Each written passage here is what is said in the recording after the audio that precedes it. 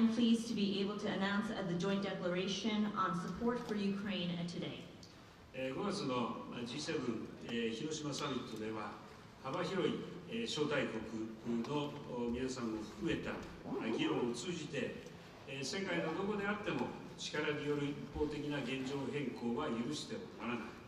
また法の支配に基づく自由で開かれた国際秩序を守り抜いていかなければならない。こうした点において一致をすることができました。At the G7 Hiroshima summit, by engaging in discussions that included a wide range of invited countries, we agreed that unilateral attempts to change the status quo by force or coercion are unacceptable anywhere in the world, and to safeguard a free and open international order based on the rule of law. 広島サミットから時を置かずして、こうして G7 首脳とボロディミルで再び集まることができたこと、意義深いものだと思います。I feel that it is truly meaningful that we, the G7 leaders, and Vladimir have gathered once again today. 今後、ウクライナ支援という考え方を共有するいかなる国にもこの宣言は開かれています。多くの国々がこの宣言に参加することを期待いたします。Going forward, this declaration will be open to any country that shares the intention to support Ukraine. I hope many countries will choose to join. G7 はこれからもウクライナに寄り添っていきます。我々の連帯は決して揺らぐことはありません。The G7 will continue to stand by Ukraine. Our solidarity will never waver. ありがとうございました。Thank you very much.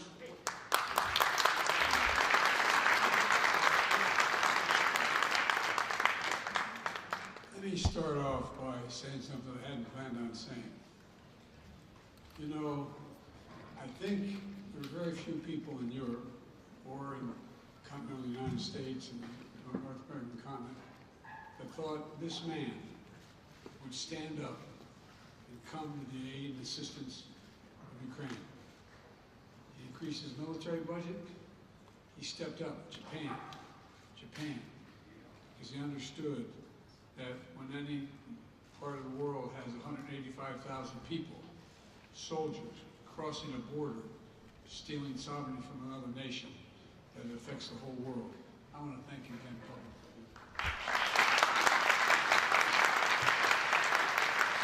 We just concluded the first meeting of the NATO-Ukraine Council, and all our allies agreed Ukraine's future lies in NATO. That's not a surprise to any of us, I don't think. I hope it's not a surprise to you, Mr. President. Allies all agreed to lift the requirements for membership action plan for Ukraine and to create a path to NATO membership while Ukraine continues to make progress on necessary reforms. But we're not waiting for that process to be finished to make the long-term commitments that we're making to Ukraine's security. Vladimir and I shouldn't be so familiar.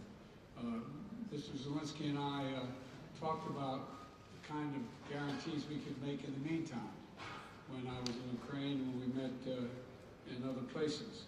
And so today, the long-term commitments we're making are backed up by the notion that in the meantime, we're going to provide security to Ukraine for its needs and against any aggression that may occur.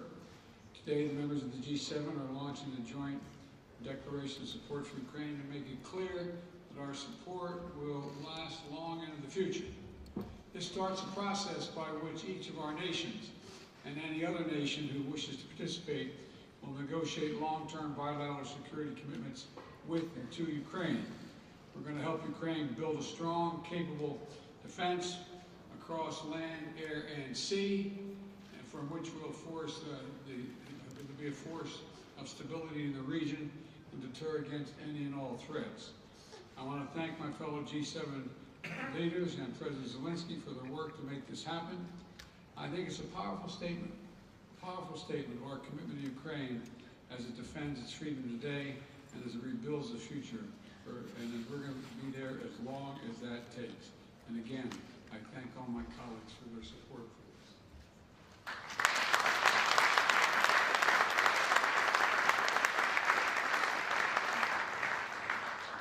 Thank you very much, Mr. President, President Biden, Prime Minister Kishida, Chancellor, see you, Chancellor Scholz, Prime Minister Sunak, President Macron, Prime Minister Trudeau, Prime Minister Meloni, President Michel, President von der Leyen. Great honor to be here. The outcome of the NATO summit in Vilnius is a very much needed and meaningful success for Ukraine. And I'm grateful to all leaders in NATO countries for very practical and unprecedented support, considering decades of our relations support for Ukraine. Today there are security guarantees for Ukraine on the way to NATO, an important package of security guarantees. Today we are coordinating with the G7 countries the framework for security guarantees that shall be further extended through arrangements with our key partners, bilateral and multilateral agreements. And Ukrainian delegation is bringing home significant security victory for the Ukraine, for our country, for our people, for our children. It opens for us absolutely new security opportunities, and I thank everyone who made it possible. Thank you, dear colleagues. Thanks you. Thanks Lithuania and Jens Stoltenberg. Thank you very much.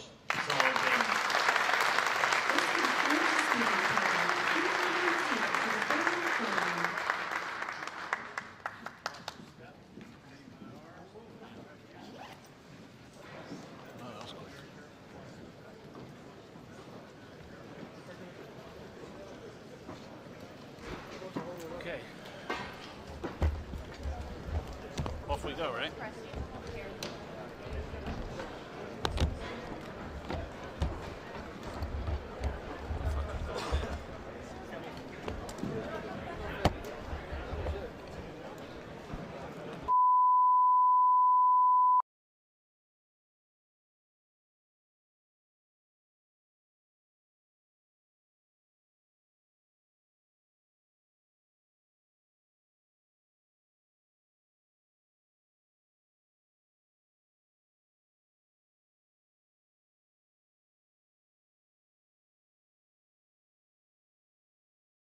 Oh, those guys.